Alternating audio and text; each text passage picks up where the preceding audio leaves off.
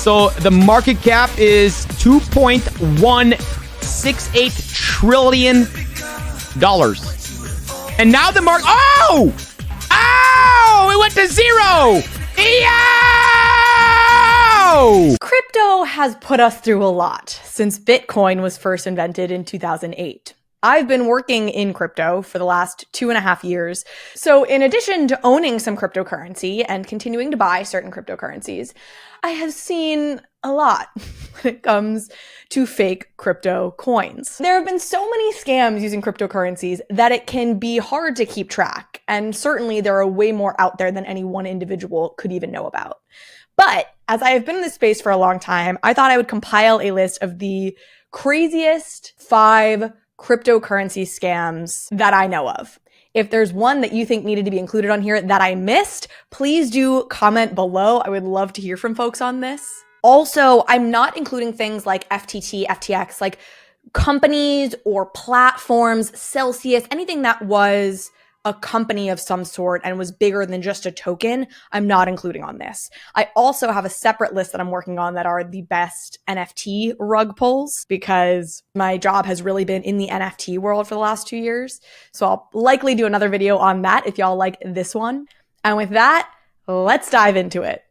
Coming in at number 5, we have DeFi 100. This was a token that was launched in 2020, and its value proposition was that it was a rebase token, which basically just means that the supply is dynamic and changes according to price. And, basically that was this great selling point. Now, they talked about this in their Telegram group and said things like, here we will discuss the possible scenarios to give our community a better understand of rebase mechanism. Positive rebase scenario and how it yield you returns. Mr. Hodler buy 1,000 D100 token in IDO at 80 cents, and the market cap on the day of listing is $90 billion. DeFi 100 is listed on DEX at the price of 90 cents. Buying pressure. What could go wrong? Basically, what this is describing is that as the price goes up, the supply expands. You as a holder have a higher supply, but it also means that you help drive the price down so you can stabilize the price. I don't really understand why the way that this has been written in quite broken English would make you want to invest in it, but people did. Then on May 22nd, 2022, an update appeared on the DeFi 100 website that was unfortunate for any D100 token holders. It read, "We scammed you guys and you can't do shit about it. Ha ha, all you moon boys have been scammed and you can't do shit about it. Signed the devs." And then on the bottom it said, "F you moon boys, DeFi 100 rebase." So now on the one hand, let me just say up front, I genuinely feel bad for everybody who got scammed on every project that I will lay out in today's episode. Really, I do. On the other hand, I'm sorry. But this is funny. Now, interestingly, 24 hours after this was found on the website, the DeFi 100 team on Twitter said that this was not true, that they had been hacked, that their website was now taken down, and that this did not actually reflect their feelings or opinions. Basically, that they weren't trying to scam anybody, that the project just wasn't working as well as they wanted it to. Now, DeFi 100 is worth nothing now and hasn't been worth anything for a while, and the team does seem to have abandoned the project. So while it might be true that they were hacked and this message was not really from the team, the hackers seem like they were right. So they may be the good guys in this story. In any case, if you go to CoinMarketCap now, you will see this. We have received multiple reports that this project has exited as a scam. Please exercise caution. Now, the exact amount that the team stole as a result of this project is up for debate. It was initially reported that they had stolen about $32 million. They claim, for what it's worth, that the market cap for this project was never more than $2 million. That was really quite small. So I guess that's them admitting they stole $2 million. Really unclear. In any case, this one makes the list because of the just creative way that the world found out that they were being scammed. Now, coming in at number 4, we have 2 for the price of 1. I'm going to give you a little twofer on this. This is BenCoin and PSYOP. Now, this story is just the heart of crypto. And I covered it quite a bit as it unfolded in real time earlier this year. You can take a listen to how I talked about it at the time. Okay, Ben.eth. I'm going to just start rolling into this. I mean, it's the most crypto shit of all time. The most crypto thing in the world. Okay, so what happened? A gentleman by the name of Ben.eth had been active in the crypto community in some way or another since 2017. He was a low-level influencer, 20,000, 30,000 followers, something in that range. Well, Ben was not satisfied with this micro-influencer status he had within the Web3 world, and he set his sights on something larger. So, like all semi-irrelevant influencers looking for greater fortunes, he decided to throw his hat in the ring as a shitcoin shill. And he tied his horse to Pepe. Pepe coin, which was for a period of time in 2022, the hottest thing around, the hottest coin. It had this crazy rise like many of these shit coins do. Again, here's me talking about it at the time. And so he basically just transforms into a full shitcoin shill account where when the Pepe stuff starts picking up, it is just full blown, all caps, all the time, Pepe to the moon, Shiba's next, sell your Doge, put it in Pepe. This is my takeaway. This dude literally is an AI generated shitcoin influencer. And as all good AI shitcoin influencers must eventually do, Ben launched his own shitcoin called Bencoin. The creative naming in this space is something we'll really harp on in a number of these. So because Ben now has some level of influence, over 100,000 followers from the people who are following his all caps excursion into Pepe land, this coin does initially get a little bit of a pop, but it pretty quickly, within like 3 or 4 days, plummets right back down. And this is where the fates stepped in and saved our friend Ben.eth. Because do you know who else in the crypto world has the name Ben? If you don't, good for you. His name is BitBoy, a gentleman by the name of Ben Armstrong, who goes by BitBoy, who is, I don't even know, he is the Alex Jones of crypto. He just yells and says a lot of wild shit. I don't represent the people, the fuck I don't. I'm the one who does. It's me. I'm the one out here putting the work in behind the scenes trying to save crypto while these devils, Sam Bankman-Fried, Brian Armstrong, they're trying to permanently ruin it. He's been right a number of times, which of course gets him influence. He like goes on Twitter Spaces and says nasty things. I mean, that's the whole general vibe of BitBoy if you're not already familiar with him. And in any case, BitBoy has about 1 million followers. So he's a big player in this space at this point. His name is also Ben. So he announces that he will be taking over the Bencoin project. A week after that, Ben sees a huge surge, a huge uptick, and suddenly Ben is doing very well. Now, on the back of this success that really has very little to, if anything, to do with Ben himself, he decides, you know what I need to do? I need to launch another token. And this is when he decides to launch PSYOP. But instead of launching the token first, as he had done with Ben, this time he just tweets out, again, all caps, that he is launching a token PSYOP, and if you want in on it, send ETH to his wallet address.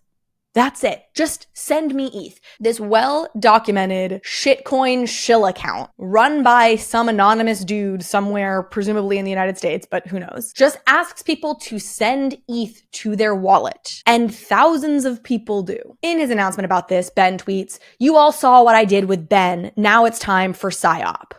I am going to leave this pre-sale open for as long as possible. Last one was lit." Oh my God. So if it gets too crazy, I'll shut it, but I want to be as fair as possible. Ultimately, the presale is open until this tweet is deleted. Send ETH and only ETH to, and then he gives his wallet address, which is ben.eth. When I tell you that this man raised $7 million in the first 72 hours from having done this, I am not brought any pleasure. I believe overall he raised over $9 million for this hitherto unreleased coin PSYOP from people just being willing to send him ETH to a wallet address. Now, I suppose to Ben's credit, he did in fact launch a token, and yet people were not particularly happy with the outcome. Shockingly, as it turned out, people did not get whatever it was that they had been expecting they were going to get when they randomly sent this stranger's wallet ETH. One person tweeted, "ETH Ben, dude, what the F happened? Why am I only getting like 5 cents worth of PSYOP for this? You better send a refund back right now. This is effing insane. I trusted you on this, and this pool wasn't set up right, and you should have it effing disabled. WTF, WTF."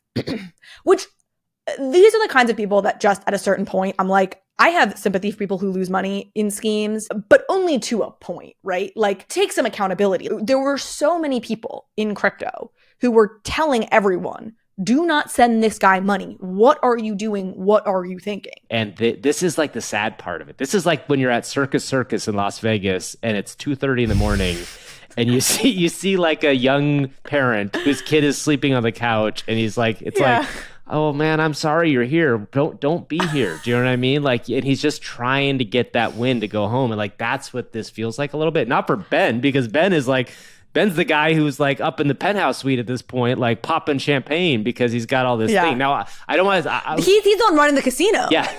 He's the casino owner walking through being like, that's right, pump that guy with some more caffeine. Yeah, exactly. Keep him pulling those slots. Yeah, exactly. Who cares about the toddler in the corner? Of course, there are also folks who have threatened lawsuits because Ben said things like, this is financial advice, you should do this. This is, making these very bold statements about what PSYOP was going to do, which have not materialized. And even Andrew Tate got involved to denounce PSYOP.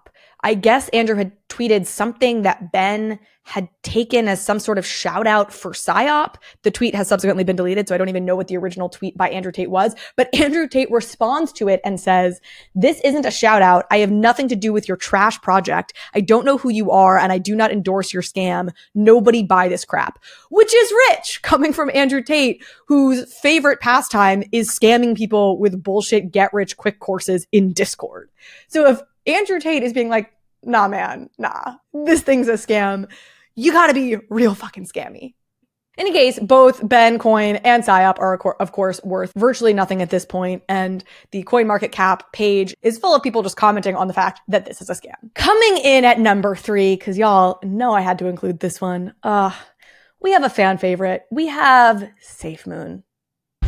The answer is SafeMoon. To the moon, safely we go. Make my eyes blue. Make them blue. This gets the number 3 spot because it really has everything you want in just a scammy stew, right? You got the name, first of all. Again, names are critical in this space. BenCoin, SafeMoon, PSYOP. We're going to get to some more good ones later. SafeMoon, to the crypto community, quite literally means we're safely going to take you to the moon. We're safely going to make you a lot of money. As CoffeeZilla, who has done the best reporting on SafeMoon, puts it. SafeMoon basically translates to easy money. Safe money. It's like setting the world's most delicious cheese on the world's most obvious trap. You also have the unbelievable commitment of the SafeMoon army. This really epitomizes the crypto delusion and something that is very common in crypto, which is that the more self-righteous, the angrier, the more aggressive a particular community is, typically there's a direct correlation between that behavior and it being a total scam, because insecure people feel like they need to scream louder. So the loudest screamers on the internet when it comes to a cryptocurrency, usually that's because they have reason to be very insecure about their cryptocurrency and they just won't look at that head on. Lunaterra was a great example of this. The lunatics, as they quite literally called themselves, were very loud about how Lunaterra was the future and was great. And then of course, when that all imploded, they all looked like fools. But the loudness of them was a big factor in the whole Luna thing before it all collapsed. So we have something very similar here. We are the SafeMoon army, and I am SafeMoon's soldier. I didn't get this tattoo for no damn reason.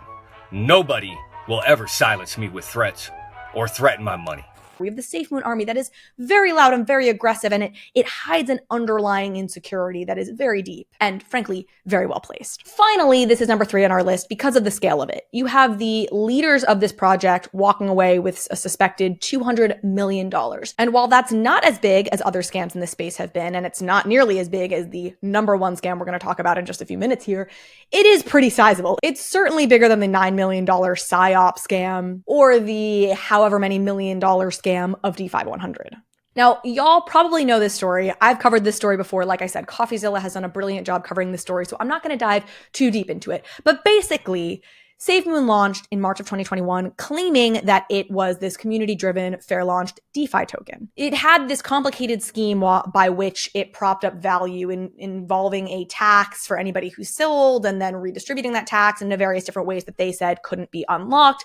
Of course, that was a lie and it totally could be unlocked. And they, the executive team, were in fact unlocking it and taking that money for themselves. Of course, before all that happened, it rose precipitously in value thanks to the aforementioned SafeMoon army and the claim that the token itself was unruggable.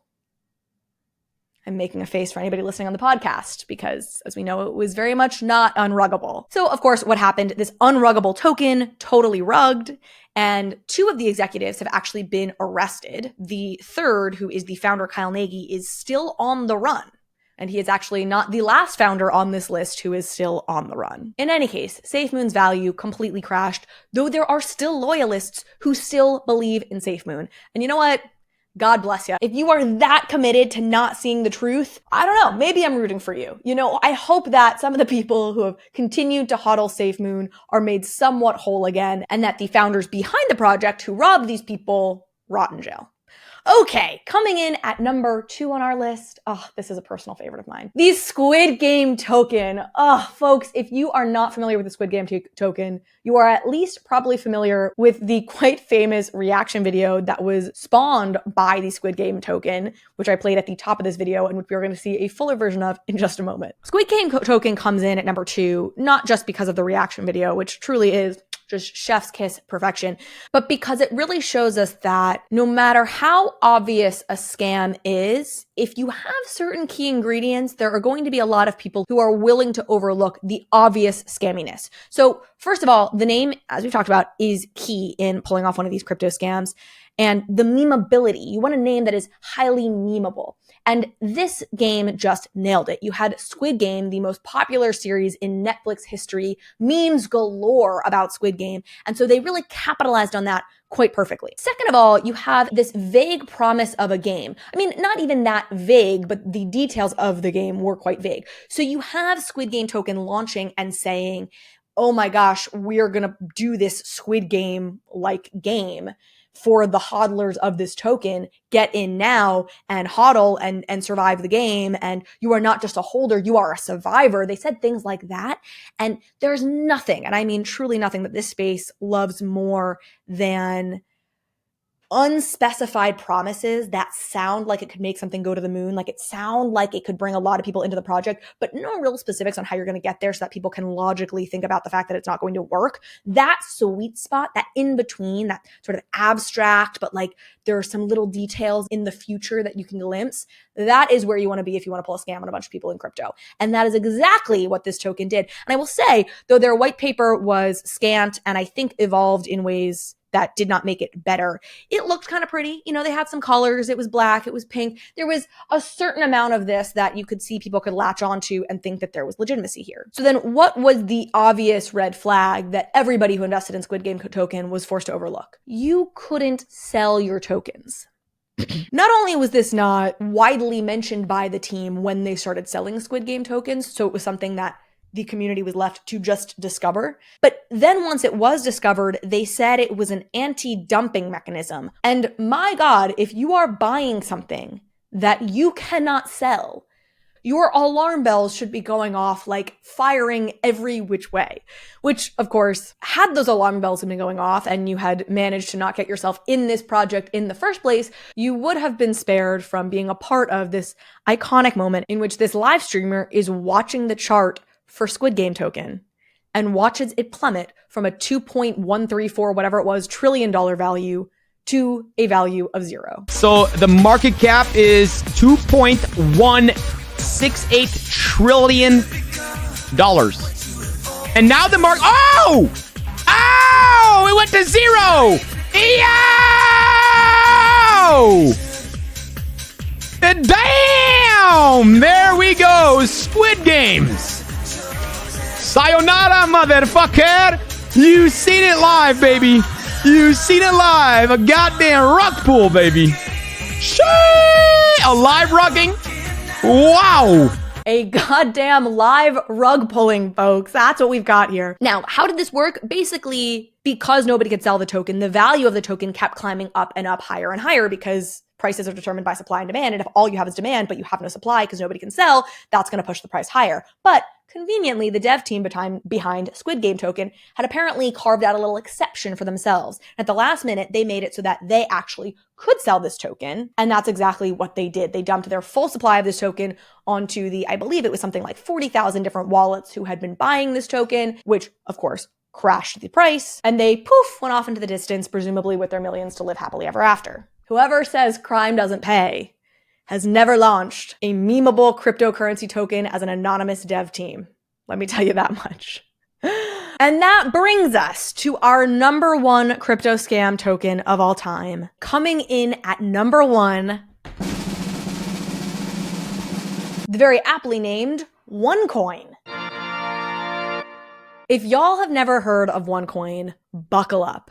This was a token, I use that term loosely, launched in 2014 by Ruja Ignatova. Apologize if I'm pronouncing that name incorrectly, but she scammed people out of $4 billion, so I don't feel too badly.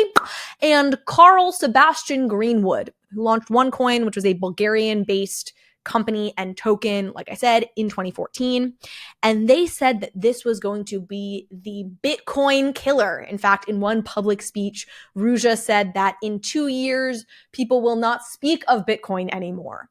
Now, bearing in mind that this coin was launched in 2014, that's a little bit more believable. Bitcoin was earlier, it had only been around for 6 years. You can understand why people thought that it was very possible another token would come along and dethrone Bitcoin. And clearly, a lot of people thought so, because between 2014 and 2016, OneCoin generated over $4 billion in revenue, with profits of nearly $3 billion. But of course, it was all a scam. This coin didn't even have a public blockchain. It appears there was some sort of private ledger that they had access to, but by 2016, they were selling OneCoin packages to folks that weren't even associated with that private ledger either. And specifically, this was a multi-level marketing scheme. So Ruja and Greenwood and the OneCoin team were selling these cryptocurrency packages, and you would go online and you would buy these OneCoin packages, and then you would get a commission on every other person you recruited into buying a OneCoin package. Now, what's so crazy about this story is the scale of it. The $4 billion that they made doing this, how long they got away with it. And they even did really big, flashy things, like they held an event in 2016 at Wembley Stadium in London, where thousands of OneCoiners showed up in support of the team. But behind the scenes, the team knew that this was a fraud from the jump. For example, in 2014, when they were developing the concept for OneCoin, there are email exchanges between Ignatova and Greenwood in which they refer to it as trashy coin. Then, additionally, Ignatova wrote in an email, "It might not be something really clean or that I normally work on or even can be proud of, except with you in private when we make the money. But I am especially good in these very borderline cases. We could really make it big. Like MLM meets bitch of Wall Street." And then the bitch also said in August of 2014 that the exit strategy was quite clear and quite easy to understand. It was take the money and run and blame someone else for this. Which, of course, is exactly what they did. We'll get to that in just one moment. In 2016, however, as things were starting to wind down, there was an email exchange between Greenwood and Ignatova's brother, in which Greenwood wrote of the OneCoin investors, "These people are idiots." To which Ignatova's brother wrote, "As you told me, the network would not work with intelligent people, winky face." And this is so gross, preying on, in many cases, desperate people. And I think this varies by project. I don't think many, if any, of the people investing in things like Squid Game token or specifically PSYOP are desperate in the same way. This in particular was preying on people saying, hey, you can make money, you can make this commission. It was really preying on people on a global level that were looking for a way to make money because they were in not a good situation themselves. Now, of course, you can't generalize. There's different kinds of people in all of these different kinds of scams, but it's why it's so important to continue to bring sunlight onto these scams. Now, in this particular case, the ending here is that Greenwood was ultimately arrested and sentenced to 20 years in prison. Ignatova, however, is on the run. Ignatova is currently the only woman on the FBI's top 10 most wanted fugitive list. So, you gotta appreciate diversity and inclusion when you're defrauding people of billions of dollars. And she was last seen in Bulgaria boarding a plane to Athens in October of 2017. She has not been seen since. Now, in January of this year, there was a lead on her, which is it appeared that one of her properties in London was being put up for sale, and there was hope that maybe she would be caught, but up to this point, she still has not been. All right, folks, that is our episode for today. If you did enjoy this, let me know, and I will put together the top 5 most outrageous NFT rug pulls or whatever. I'll make some similar video because, like I said, I I do have a list going in my own mind of the NFT projects that I would want to talk about. But I really appreciate y'all's support. If you did enjoy this video, please subscribe to the channel on YouTube or on the podcast, comment, leave a review, whatever it is. I appreciate all of your feedback. And with that, I'll see you tomorrow.